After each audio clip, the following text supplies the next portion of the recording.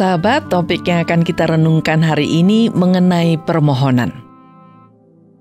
Sahabatku, saya pernah merasa kecewa ketika saya ingin minta keringanan uang sekolah anak saya.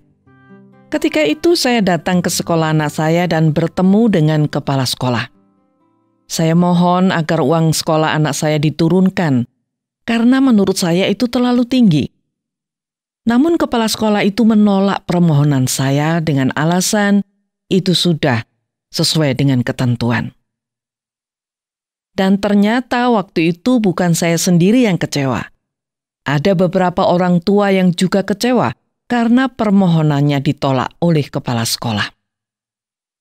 Sahabatku yang dikasihi Tuhan, setiap orang pernah merasa kecewa dan putus asa bila permohonannya atau permintaannya ditolak.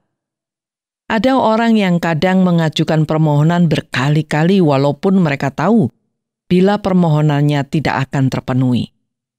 Namun ada pula banyak orang yang langsung menyerah walaupun baru satu kali mencobanya. Dalam hidup ini kita memang memiliki banyak permohonan dan permintaan kepada orang-orang yang kita anggap bisa mengabulkan permohonan kita. Kita bisa saja memohon keringanan uang sekolah anak-anak kita. Kita juga bisa meminta tukang kredit untuk menunda pembayaran cicilan, dan lain sebagainya. Dalam hidup ini kita juga memiliki banyak permintaan dan permohonan kepada Tuhan, bukan? Kita bisa setiap hari mengajukan permohonan atau permintaan kepada Tuhan, dari mulai permohonan hal yang sederhana dan kecil sampai kepada permohonan yang besar dan luar biasa. Kadang kita cepat mendapat jawaban dari Tuhan atas permintaan kita. Tetapi kadang kita harus menunggu lama sekali, bahkan seolah Tuhan tidak akan mengabulkan permohonan kita. Banyak orang kadang kecewa kepada Tuhan karena permohonannya tidak kunjung dijawab oleh Tuhan. Ada pula orang yang tetap tekun berdoa dan memohon kepada Tuhan dan dengan sabar menunggu jawaban Tuhan. Bagaimana dengan pengalaman Anda? Apakah saat ini Anda sedang menunggu jawaban Tuhan atas permohonan Anda? Apakah Anda sudah putus asa dan kecewa?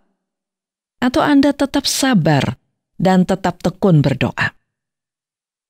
Sahabatku yang dikasihi Tuhan, saya akan menceritakan kisah seorang perempuan yang disebut dengan perempuan Kanaan.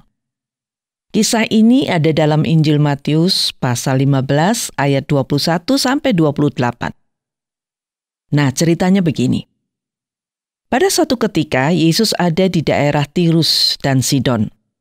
Lalu datanglah seorang perempuan Kanaan dan berseru kepada Tuhan Yesus dan mengatakan begini, "Kasihanilah aku ya Tuhan, anak Daud, karena anakku perempuan kerasukan setan dan sangat menderita." Tetapi Yesus tidak menjawabnya. Bahkan murid-murid Yesus meminta Yesus untuk mengusir perempuan itu.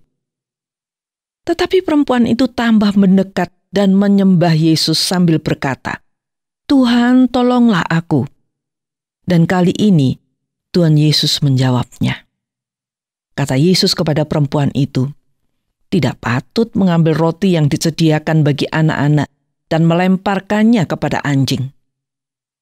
Lalu perempuan itu berkata kepada Yesus, "Benar Tuhan, namun anjing itu makan remah-remah yang jatuh dari meja tuannya." Nah, setelah perempuan itu mengatakan demikian, dengan mengejutkan Yesus berkata kepada perempuan Kanaan itu begini, "Hai ibu, besar imanmu, maka jadilah kepadamu seperti yang kau kehendaki." Dan akhirnya anak perempuannya itu sembuh seketika. Permohonan perempuan Kanaan itu akhirnya dikabulkan oleh Tuhan Yesus. Sahabatku, perempuan Kanaan ini cukup gigih memperjuangkan kesembuhan anaknya. Ia bukan satu kali saja memohon kepada Tuhan Yesus untuk menyembuhkan anaknya. Ia bahkan berlutut menyembah Tuhan Yesus. Bahkan ia rela dirinya disamakan dengan anjing. Perempuan Kanaan ini tetap rendah hati di hadapan Tuhan Yesus. Ia tahu siapa yang sedang berbicara kepadanya. Ia tahu bahwa ia tidak layak menerima roti. Ia rela walaupun hanya menerima remah-remahnya saja. Perempuan Kanaan ini begitu yakin Tuhan Yesus akan mengabulkan permohonannya. Dan ia begitu yakin bila Tuhan Yesus sanggup menyembuhkan anaknya yang kerasukan setan. Tuhan Yesus kemudian mengatakan kepadanya bahwa ia memiliki iman yang besar kepada Tuhan Yesus. Imannya lah yang mendorong Tuhan Yesus mengabulkan permohonannya. Alangkah bahagianya perempuan itu, akhirnya permohonannya dikabulkan Tuhan Yesus. Setelah melalui perjuangan yang tidak gampang, Tuhan Yesus sendiri yang menyatakan bahwa imannya besar dan ini sungguh luar biasa. Sahabatku, pelajaran penting yang bisa kita petik dari kisah perempuan Kanaan ini adalah soal iman dan kerendahan hati. Perempuan Kanaan itu begitu percaya Yesus akan sudi mengabulkan permohonannya. Dan ia begitu rendah hati di hadapan Tuhan Yesus. Ini yang patut kita miliki ketika kita memohon sesuatu kepada Tuhan Yesus. Iman percaya kita kepada Tuhan Yesus harus besar. Tidak ada keraguan sedikit pun. Iman yang besar akan mendorong kita rendah hati, tabah, tekun, dan sabar menanti jawaban Tuhan. Banyak orang tidak sabar dan merasa diabaikan oleh Tuhan, dan kemudian kecewa serta marah kepada Tuhan, menganggap dirinya sangat layak dikabulkan permohonannya. Banyak orang juga menjadi ragu bila Tuhan tidak segera menjawab permohonannya. Hari ini kita belajar dari kisah seorang perempuan Kanaan tadi. Ia memiliki iman yang besar. Ia juga tetap rendah hati. Nah sahabatku, bila saat ini Anda sedang memohon sesuatu kepada Tuhan, periksalah diri Anda. Apakah Anda sungguh percaya kepada Yesus? Apakah iman Anda cukup besar? Dan apakah Anda cukup rendah hati menantikan jawaban Tuhan?